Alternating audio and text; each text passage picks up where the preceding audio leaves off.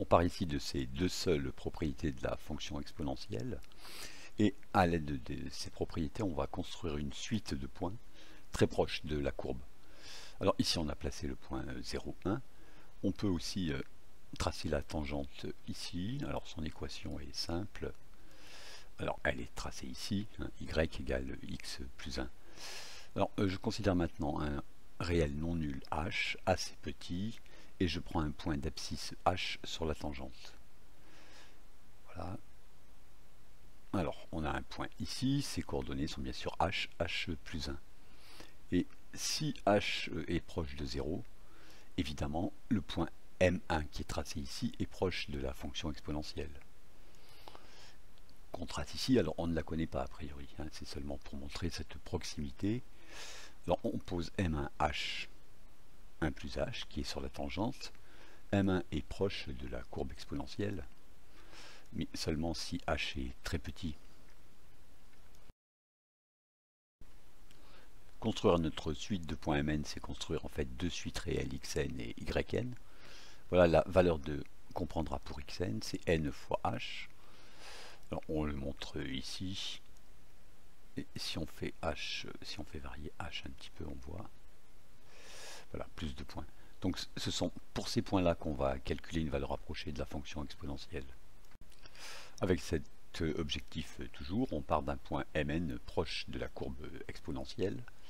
Alors il n'est pas dessus, hein, c'est-à-dire que le point A ici, qui lui est sur la courbe de l'exponentielle, est un peu au-dessus ou un peu au-dessous. Donc mn est proche ici de la courbe et notre question c'est comment on va passer de mn à mn plus 1. Alors on écrit d'abord l'équation de la tangente à exponentielle au point d'abscisse nh. Alors bien sûr c'est ceci, et exp de nh c'est presque yn, hein, c'est-à-dire que cette équation ici est très proche de celle-ci, exp' nh et exp nh sont très proches de yn, et ce qu'on va faire c'est qu'on va prendre yn plus 1, l'ordonnée du point de cette droite qu'on trace ici, et dont l'abscisse est n plus 1 fois h. Pour fixer les idées, on le place ici.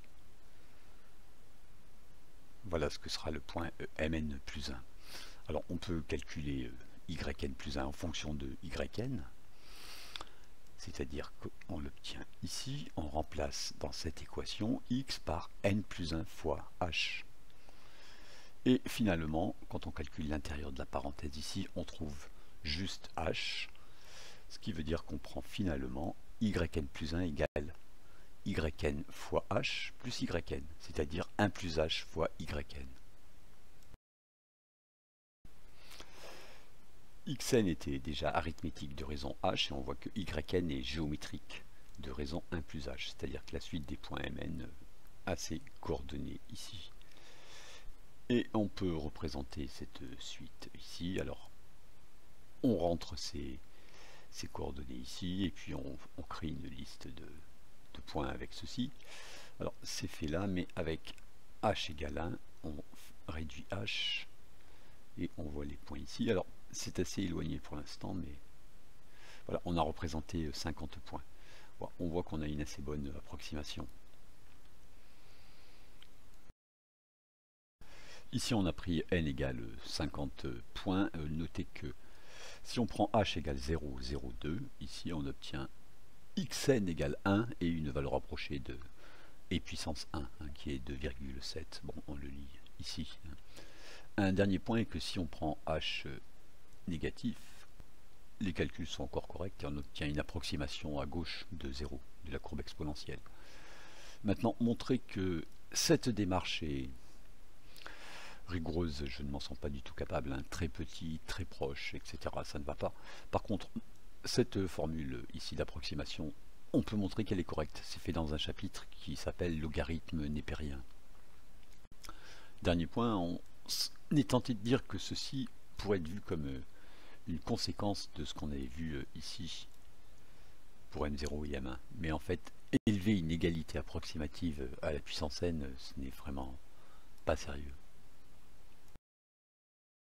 Sur l'excellent site Chronomat, créé par Serge Mel, on cherche la page Euler.